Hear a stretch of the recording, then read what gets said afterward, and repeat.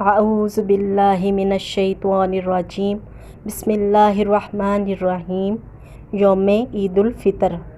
جس شخص نے عید کے دن 300 مرتبہ درج ذیل تسبیح پڑھی، سبحان اللہ و بحمدہ سبحان اللہ العظیم، اور اس کا ثواب مسلمان مردوں کی روحوں کو بخش دیا تو ہر مسلمان کی قبر میں 1000 انوار داخل ہوں گے، اور جب پڑھنے والا خود مرے گا تو اللہ تعالیٰ اس کی قبر میں بھی 1000 نور داخل فرمائیں گے۔